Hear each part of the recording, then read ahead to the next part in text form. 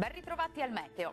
Aumenta temporaneamente l'alta pressione, dunque bel tempo almeno nella giornata di martedì, perché poi si affaccerà una nuova perturbazione. Ma vediamo la situazione nel dettaglio.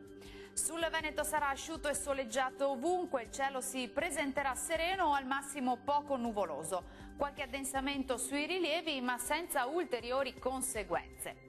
Temperature minime tra lo 0 e i 7 gradi, massime comprese invece tra 14 e 19 gradi.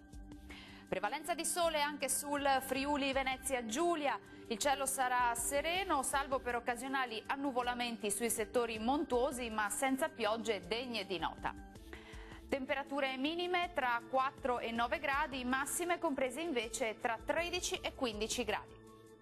Raggiungiamo infine il Trentino Alto Adige, tanto sole ovunque con cielo al massimo poco nuvoloso e con qualche nube a carattere sparso. Temperature minime tra lo 0 e 1 grado, massime invece sui 17 gradi circa. Bene, dal meteo di Antenna 3 per ora è tutto, arrivederci al prossimo aggiornamento.